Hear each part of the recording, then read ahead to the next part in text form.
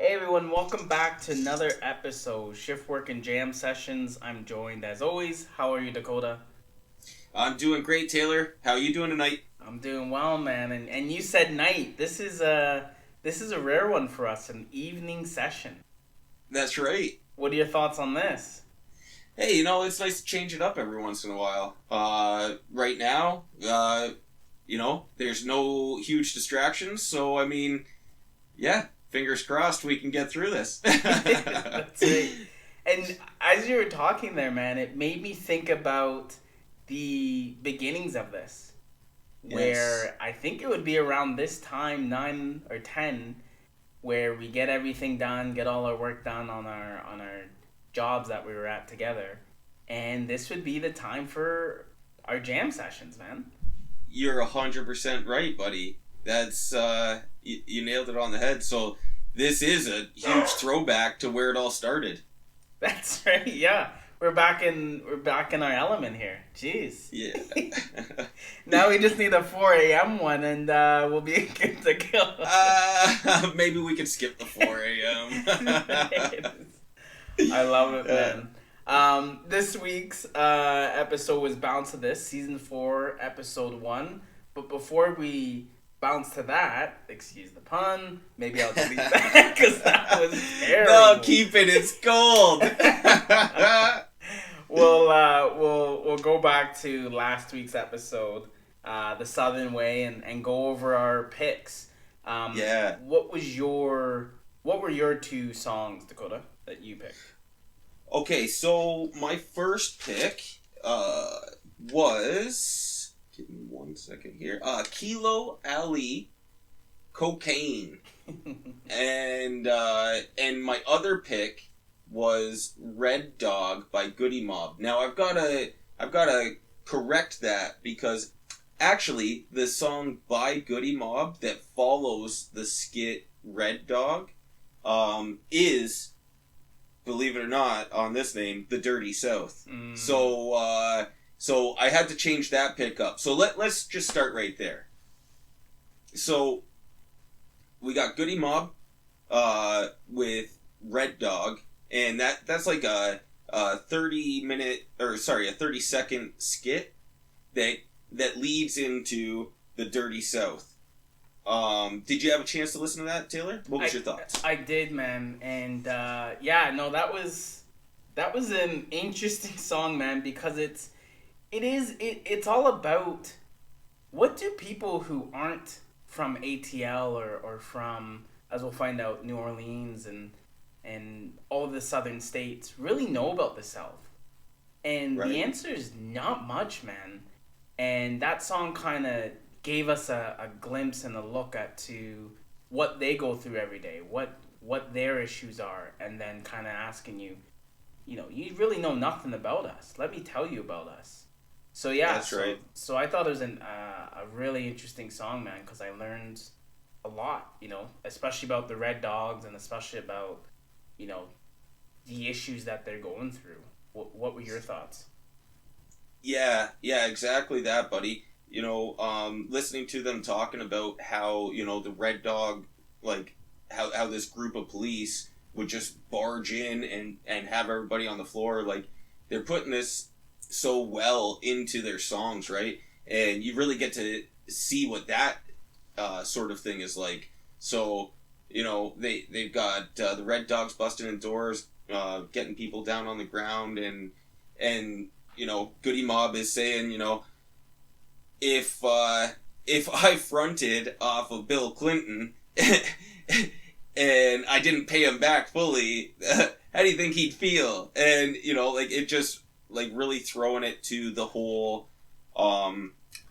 the Bill Clinton 3-strike rule and everything that was going on in that time, right? So yeah, it's a good look into the political issues and like what a way to look at political issues, but actually through the eyes of people that are being affected by it. Yeah. It's all the people who are living in the suburbs and living in mansions who are saying, oh, we need to get rid of this and we need to do more of this and 3 strikes and they should be out. And you never really see the other side of hey, we didn't do anything wrong. Why are you in our house? Why are my Yeah. hands over my head and everyone down? Other than being black and living in a ghetto, we did nothing wrong, you know, Yeah. and it's kind of just a look at the other side, which, you know, sadly is never ever shown and no one cares about, right? And I think that's kind of the point of this song is we're gonna make you care because we're gonna put it right in your face. Yeah. Yeah. You can't do this stuff in the dark and have nobody actually hear about it. So here we are talking about it, right? Yeah. So Goody Mob, man, like hitting it out of the park with that one. Yeah, man, that was a good pick. Nice one, man. Do you want to give me one of your picks? Sure. So maybe we'll stick with the Goody Mob side of things because my song that I picked was "Get Up, Get Out," Goody Mob and Outkast, and it seemed like I felt like all the members were on that song. Like it was a good one. Each one had their own time on it, which was cool. What were your The thoughts whole on crew. that That's a classic, man. No, I love the Goody Mob. I love Outkast. Those guys are killer. And this is one of their classic songs, man. Get Up. And I love how they throw it back to Bob Marley because every time I say get up, I want to say get up, stand up. You know, they throw that in the middle there. But get up, get out, and get something. It's a good song. It's about, you know, actually not letting your life pass you by. Yeah. Just being a victim to the oppression that you're going through. But instead, you know, like even though shit is terrible, you still need to get up and get out and get something. So yeah, well put. Yeah, man. No, totally agree with everything you said there. Yeah, don't be a passenger in your own life, right? Do something about it. If you want to change things, get up and go out. Don't get high all day. Don't just sit around. Don't lie around. You know, go do it. Yeah, find a way. That's right. Yeah. Let me spit a little bit about your next one about Yeah. Ali, Cocaine Man. So Please. that was my first time hearing it in its entirety. I've heard little bits and pieces of it, and it's mainly like in spoofs and things. But hearing the full song, man, I really enjoyed that. Like It's taken out of context when it's in the smaller bites, right? yeah, and seeing in its full entirety and hearing it and it's really like I love just the beat. Like it's almost like a 80s like cartoon show, 90s cartoon show beginning, like Inspector Gadget. Like that's what I felt. But the context in it is just wild to make you think about what cocaine does to people, right? Whether it's tear apart families, whether it's tear apart people, what it's put people in prisons. You know, it's just the drug cocaine and crack is just it's just ridiculous, man. Yeah, what did you think? Yeah, I think it's wild that this was written by a 15-year-old, and you're talking exactly about all of the effects of cocaine. Like he hit it hard. So what I'm getting at here is this 15-year-old kid in juvenile hall wrote this. Like how much older was he than his age at this point? Just by what he's seen going on around him. Like that's a pretty wild song, man. And if you actually listen to it, yeah, it just really shows how dirty cocaine is and everything around it in the drug world, right? Like on that black label or black market side of things.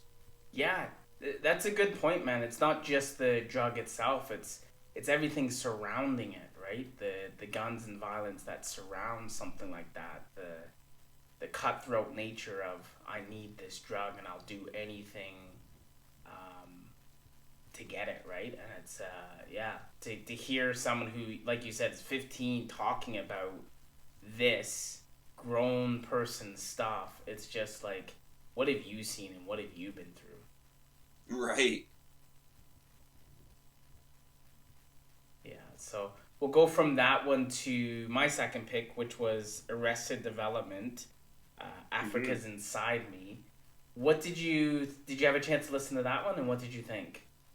Yeah, man, I like this, especially because it just really lightened things up after the last few songs. Yeah. Uh, it's definitely a little more upbeat, like it makes you feel a little, happier, lighter. And yeah, I love that it's all about non-conforming, like don't give up where you come from, don't give up the traits that make you uniquely you. And just conform to be what everybody wants you to be. But like, yeah, remember what's inside you. It's a good song. Hey, thanks, man. Yeah, I'm pleasantly surprised with that one because I hadn't heard it before. I just knew about Rest Development and that one was kind of catchy, and then actually hit listening to lyrics and everything about it. Yeah, it was really nice, man. Like you said, no conformality, and be yourself, and don't get washed over. Don't do what someone else says to do because that's what beauty looks like, or that's the proper way to act. Be yourself, and understand that Africa's inside of you, and it's inside of everyone, right? And yeah, nice upbeat tempo. Yeah, yeah, definitely. Awesome. So I love those. Those are some good picks, man. That was fun. It's gonna be hard to top this week. That's right. And let's get to it this week. Bounce to this. Yeah, So we're in New Orleans, man. Do you wanna take it away? sure. Yeah, man. Now, I I love how right off the hop they're talking about how in New Orleans you just kind of put everything in the pot and you call it gumbo. That is the musical style out of New Orleans. Is there's a little bit of everything in there. You're talking about the birthplace of jazz, like you got a lot of different influences going into here. So yeah, definitely fitting for the area and what it's known for, right? Um, so it's always interesting to me to see like how how much the culture actually inspires the sound and everything. And out of New Orleans, man, like you got the heavy influence from um from people that have come from Africa, and luckily, well, kind of, uh in this certain area, they were actually allowed to hold on to a lot of their heritage, and a lot of that was, you know, music is in everything, in life and in death. So it's really cool to see things like the second line, which is uniquely New Orleans, right? And so the second line is a funeral procession. Everybody goes out in the beginning, and that's kind of, well, sorry, the family goes out in the beginning um, to the cemetery, and then on the way back, then it becomes a party, and then it's a celebration of that life. I love that concept. What was your thoughts on that, Taylor? Yeah, man. No, that was awesome. The second line is a concept that before watching Hip Hop Evolution I didn't know existed, but when you think more about it, yeah, it's time to celebrate that life, and it's time to be happy that that person was here with us, and let's dance, let's enjoy it, right? You know, obviously it's sad that they're no longer with us, but would they want us to be sad all the time? No, we gotta enjoy and party, and yeah, it's a really interesting concept.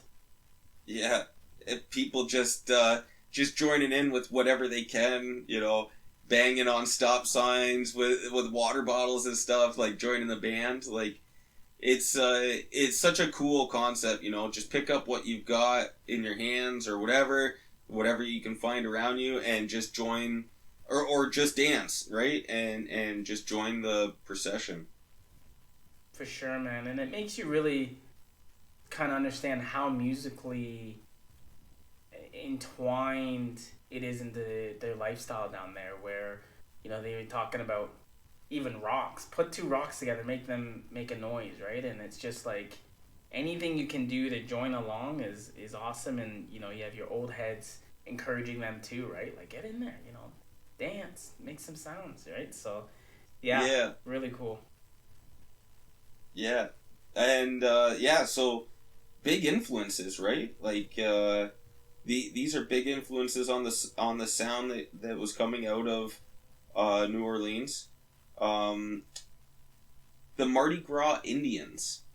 Now, I'd never heard of the Mardi Gras Indians before, but this came up in the episode, right? Had you heard about this before?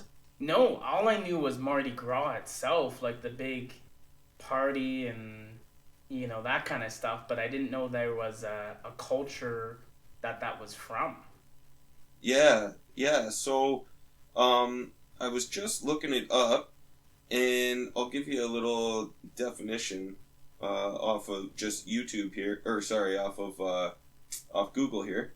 So Mardi Gras Indians are black carnival revelers in New Orleans, Louisiana, who dress up for Mardi Gras in suits influenced by Native American ceremonial apparel. And collectively they're organized into tribes, and there's about 38 tribes. Yeah, it's really cool. So, and again, this is another big influence on the sound and what we're getting out of New Orleans, right?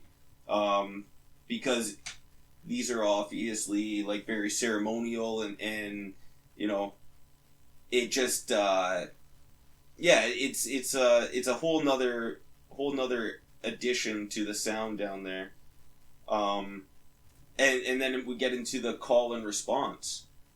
And the call and response, I mean, like, that's textbook. You call out what I'm saying. Okay, when I say cheeky, you say black. Cheeky.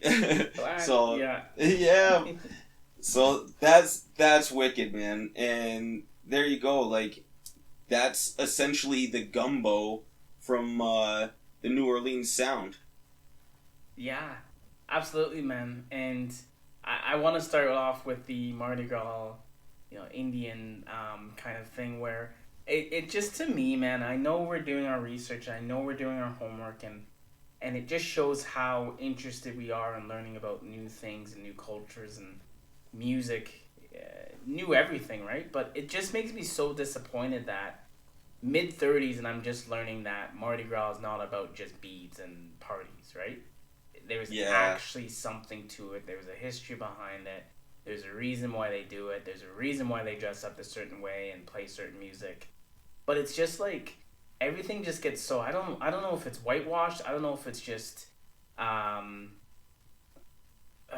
Americanized. I don't know what the right word is, man, where history just doesn't matter. Like they just make up their own history and forget the rest, and that's all you know, right? Like things like Thanksgiving. It's just like I just shake my head like, what do we like? I'm going way off topic here, but it's just like, oh man, No, I hear what you're saying though, and it is a big deal because so many things are just literally taped over. You know what I mean? Like as if it was your birthday party when you were a kid on cassette tape, and somebody went and taped over it with something they recorded off TV. It's almost literally that, right? Like, there was just so much of that, especially, we're talking between like the 1700s and the 1900s, like that's 200 years where things were so twisted and contorted that you don't even know who to believe anymore, right? It's one thing that I'm actually really grateful for is that you can find stuff like this now. We've got those devices in our hands now where you can actually chase after the things that interest you to learn more about them, right? Instead of just eating and regurgitating the stuff that they give you in school. it's cool that we find something like this, and now we're talking about, Mardi Gras and what happens down there, Yeah, man, that's a great point.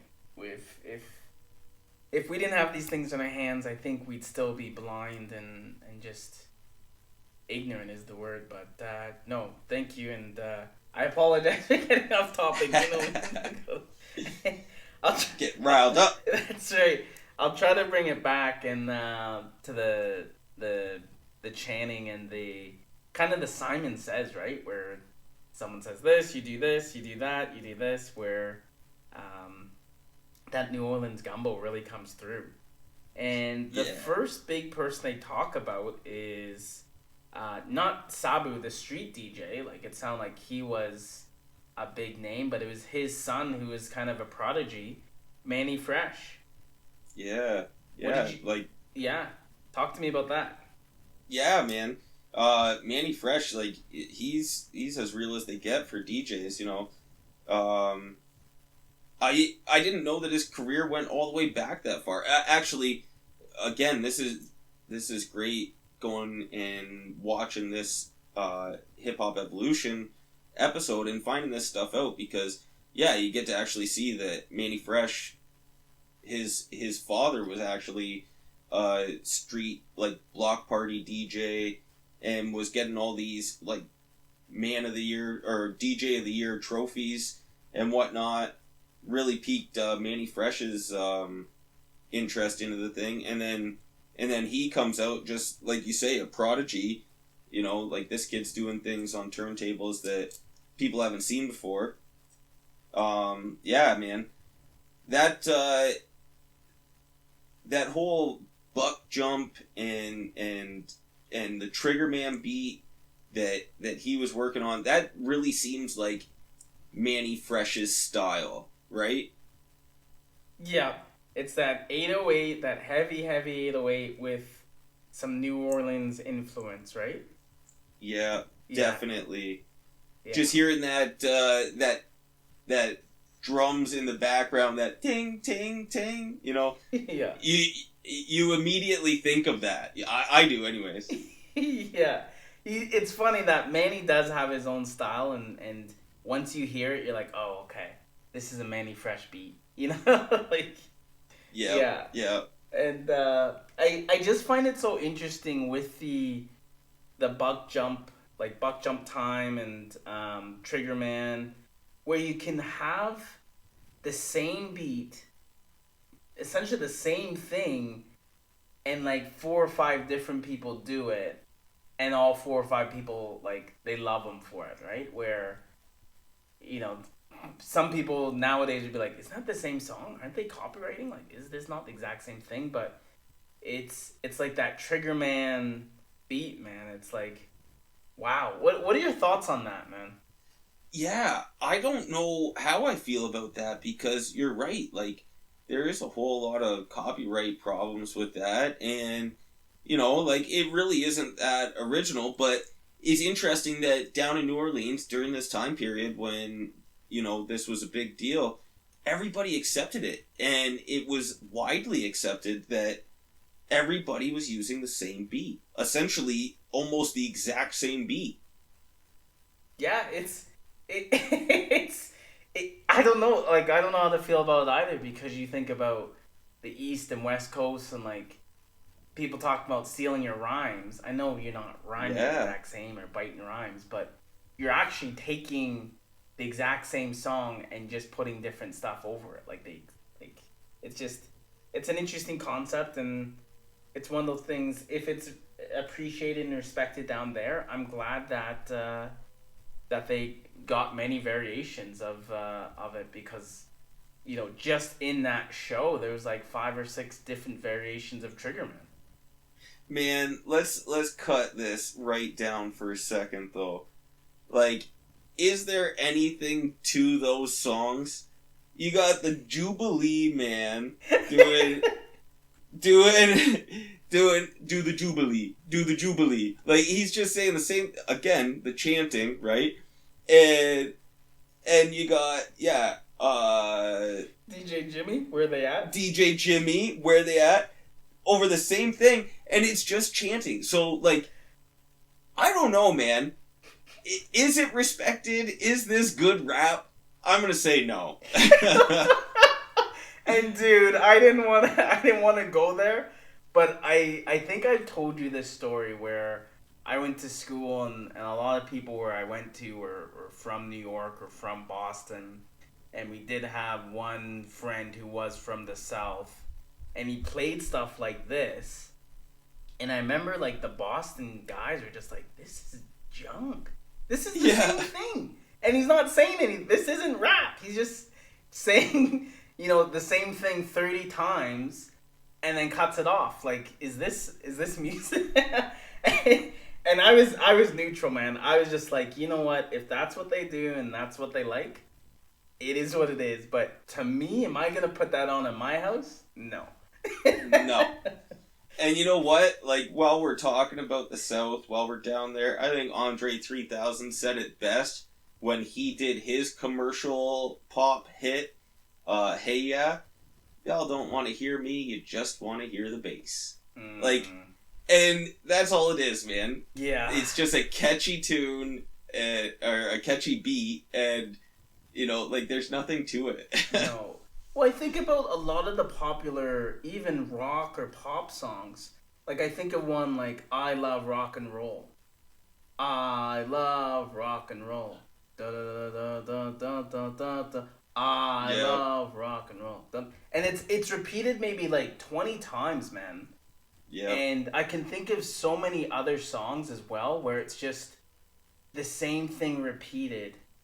And those are the ones that are classic hits, and it's like, okay, it's just the beat, and it's repetitive enough, and that's what you walk away with, right? You have that playing in your head. It's not this amazing lyric this person said that, it's an amazing thing, or it's, okay, it's the beat and the repetitive hooks.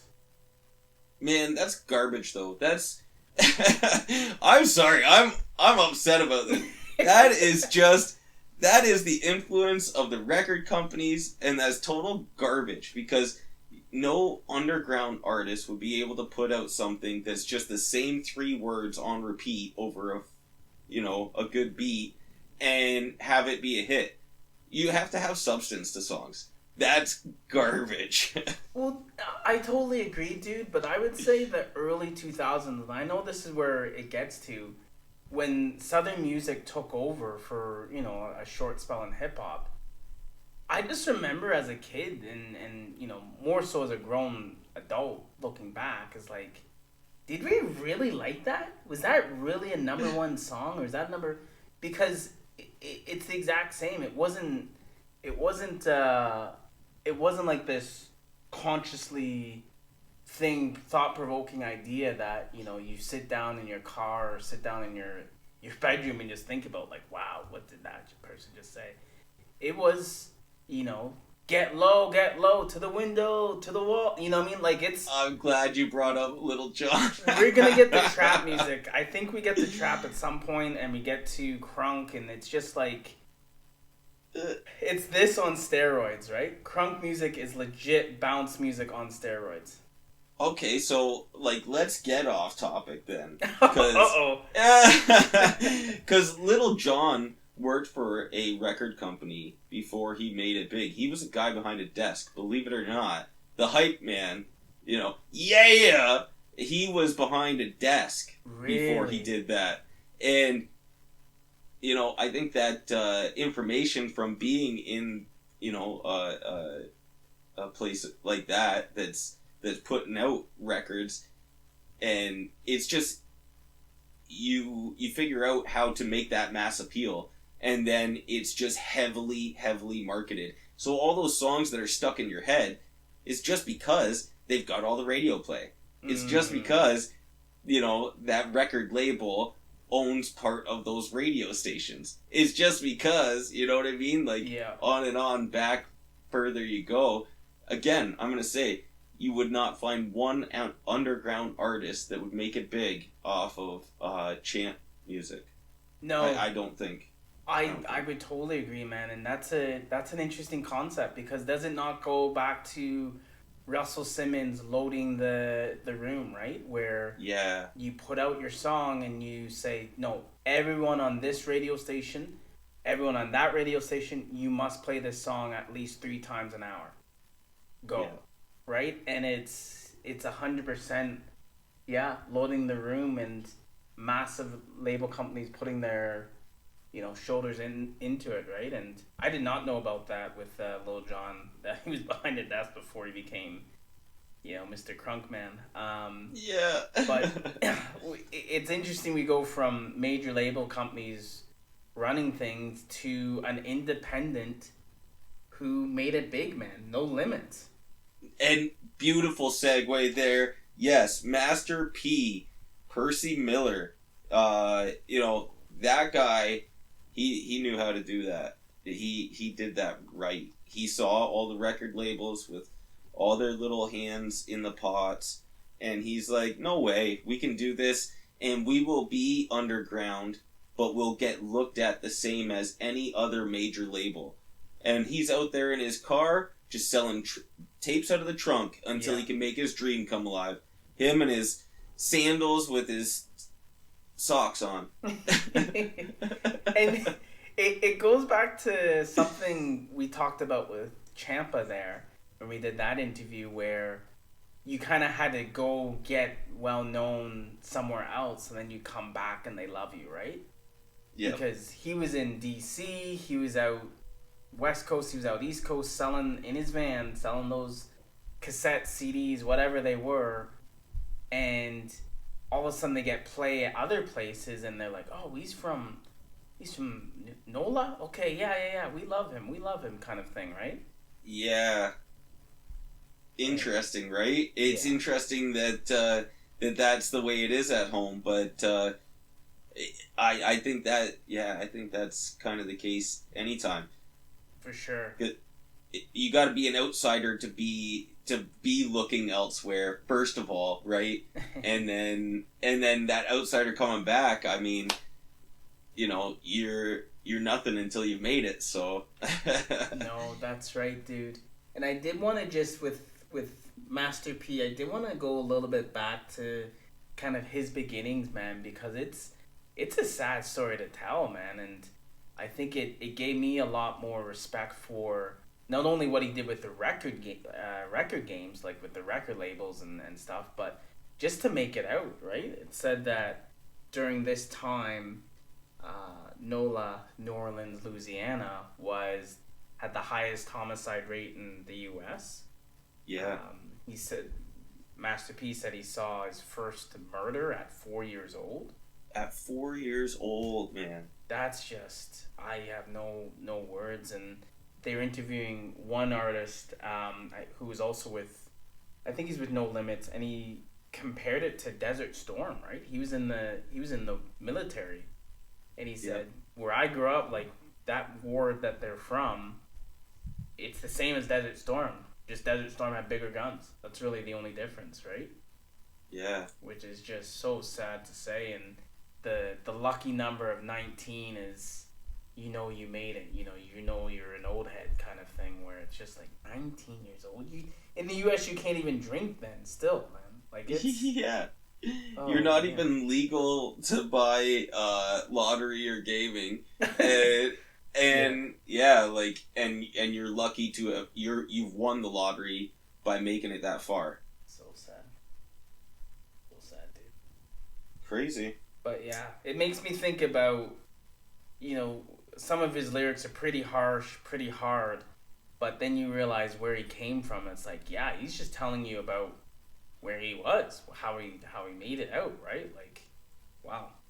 And it's interesting too, because he went to a lot of neighborhoods where he wasn't supposed to go to start pushing cassette tapes and CDs out of the trunk, right? I think this predates CDs. I think it was just cassette tapes. Wait, 97? No, there would have been CDs. Yeah. The Walkman, Anyway, but like when you break that down and you talk about where he grew up and what he saw, I mean, like, yeah, you be pretty fearless after growing up in an area like that. So yeah, I do understand how he was going around in these other neighborhoods where he shouldn't too, just to get out there. Yeah. It's crazy. Yeah, that's that's a good point, man. And then we go for Master P and his No Limits, and what a group, what a collection where they put out in 1 year. They put out more than most record companies will put out, like albums. Yeah. Insane. We go from them to Cash Money, Baby and Slim. Cash Man. Money. Yeah. That, like, who would have saw that coming? You know, Master P's over here doing this, making all these waves, and he's killing it. And these guys see it, and they're like, yeah, we can do this too. You know, a little bit different route that they went when, you know, Baby and Slim sold out. Yeah, it was just a different buyout than it was for, you know, No Limits. But interesting that they were able to go and navigate that route as well and get out of that same, you know, we'll call it the same concentrated area in New Orleans there, that, you know, they were able to do this right after No Limits. Yeah, it's kind of just, I don't know if it's that competition that just spurs you to the next level, but or I don't know if it's, I don't know, dude, but at the same time, in the same era, because there's nothing really big coming out of NOLA, and all of a sudden you have two big things at the same time. I don't know what's going on there, but I'm glad it happened, because it brought us Cash Money, it brought us Juvenile, which did some classics. Yeah, that's right. Lil Wayne, of course, which I didn't realize he was 11 or 12 years old at the time, man, when Hot Boys got put together. So yeah, that was their big boys group, right? They call it the Thug Boy Band. You know, you had Juvenile, who was the old head. You had Lil Wayne. You had Turk. You had BG. Man, they were. Yeah, the Hot Boys, man. What are your thoughts on the Hot Boys? Man, what a marketing, like, some marketing genius came up with this, right? Like, and I think that goes back to Mannie Fresh. I think he was kind of the brains behind that operation. He's like, okay, we're going to make a little boy band out of you guys, you know, seeing that was big in the world at that time. But, like, clearly they couldn't make a boy band. It had to be a thug band. And damn, man, like, they really killed it, you know, putting out, and they put out a number of records back to back too, right, with the Hot Boys, and then each individual artist coming out after. Yeah. It's, you know, like, looking at all of this in this time period, man, and essentially, like, we're talking, like, 97 and whatnot, you know, that's just after Wu-Tang came out and did it too. You know, you see, if you go back and look, like, you see these groups that really made it big, there's almost like a repeat pattern behind it, right? Yeah, that's a good point, man, to actually delve deep into each success and see what was the secret ingredient, quote unquote, and how it was used in all of these successful groups, man. Like, that's an interesting concept. That's a very interesting concept. Because I look at it like Run DMC, one of their big things was Adidas, right? Was the hat, was the clothes, was the shoes, obviously. And then I look at Hot Boys, that white tee, you know, shorts, high socks, shoes. I forget what those shoes are, but those are nice shoes. And then either a bandana or a do-rag. And there's still cats to this day, man, who have that outfit on the block, right? Like, that is a staple. And I think that, again, like you said, is a marketing genius. And maybe that was Mannie Fresh. But saying, okay, we're not only going to use our voice and our lyrics, but we're actually going to market you guys as a thing too, right? So your clothing, what you wear. Yeah, man, that's crazy. It is, right? And it's like, to me it looks like those reporters, right? What we call the artists, the reporters from the hood, are actually just coming out in the same shit that they're all wearing anyways. You know, Run DMC was wearing the New York outfit, and these guys doing the same thing down in New Orleans. So it's yeah, man, if you're gonna represent that area, then yeah, you gotta dress the part too, I think. That's right. And actually, now that when you said that, it made me think about something Mannie Fresh did say. He said he thought a lot about the Furious Five. He said That's they were right. wearing all that leather, but they all kind of looked the same and had the same outfits on, right? So, maybe that is one of the secret ingredients, right? Yeah, and there you go. Go back to the original rap group, right? Like, yeah. So no, man. I'm sure if we did look back, there's a lot of repeat. Rinse and repeat. This worked well for that group. Do it again. Yeah, absolutely, man. And as much as Juvenile, everyone has the thoughts on Juvenile. I do respect the fact that he was brought into a company. He thought he was going to be rapping, but he actually was just writing lyrics. That's all he did. He wrote other people's lyrics, and his kind of sneaky way of getting through was, when they used a bounce track, he used bounce to the Juvenile, bounce to the, and threw his name in there, to the point where it was just like, who's this Juvenile? Who's Juvenile? Oh, he wrote everything? Can he rap? Yeah. Okay, well, let's bring the Hot Boys, right? So he was able to kind of curve and alter his situation by smoothly writing the lyrics in his favor. Yeah, good observation on that, dude, actually. I like how you just put that together there. Thanks, dude. But yeah, no, that was an interesting time in NOLA, but yeah, I'm also interested in a lot of people they interviewed too, man. It was like an eclectic group of so many NOLA rappers, man, and that kind of comes back to that gumbo where you have anything and everyone, and it's all just New Orleans, baby, right? Yeah. No, and yeah, you could go searching down that rabbit hole for a long time, I'm sure. Yeah. Even just off the ones that they listed, there was just like, normally I write them all down, but there was just too much to write down. Yeah.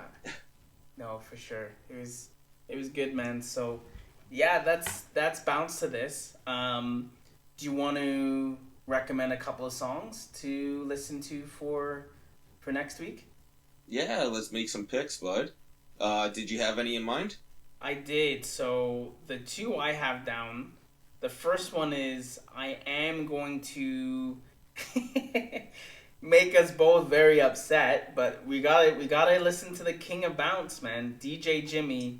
Where they at? Oh my god. All right. I apologize, dude. Yeah.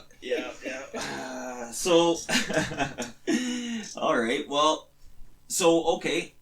I'd like to throw out. We'll do. Oh, sorry, I wasn't talking into my mic. Okay, so my first pick is gonna be Master P. Rollin' the Dice. Okay, I don't know if I know that one. This is kind of a new one to me too. So yeah, learning it with you, buddy. I like it. Master P Rollin' the Dice, awesome. And then my second one will be Mannie Fresh, Real Big. And okay. The reason I chose this one was this one actually gained quite a bit of commercial success. And for anyone who's listening and wants to hear Mannie Fresh's style, within seconds of the song starting, you know it's Mannie Fresh producing. Yeah. Like it's so Mannie Fresh, dude. Like it's just so smooth, man. That's right. That's right. So yeah, real big Mannie Fresh. Love it. Okay. All right. I got one more good one for you here. How about let's do Showboys Drag Rap. So that's that Triggaman beat. That is it, isn't it? So that's the Triggaman beat. We got deep. And can we tell the difference between DJ Jimi and oh man, yeah. That's some good deep lyrics on those tracks. Yeah, man. But the thing, do you know the thing is, and this is one thing I'm learning, dude, is not learning, but is we know what our type of hip hop is because we've done our shift work and jam sessions even before the podcast, right? We know we're lyricists. Yeah. We know we love conscious rap. So to someone who loves lyrics and loves conscious rap and thinking, this is the direct enemy to that, right? It's the direct enemy of, okay, it's just bass, bounce, loud noises, chanting, and it's over, right? Like, so basically what I'm saying is if we can go through this is we can go through anything. This is the milestone. Yeah. That's right. Right on. No, I'm loving it, man. Yep, that sounds good. Awesome. I'm looking forward to it, man. Can't wait to hear your thoughts on all four of those choices, and looking forward to the next episode, dude. Right on. Me too, buddy. Alright, dude. Take care, and we'll chat soon, alright? Alright. Signing off.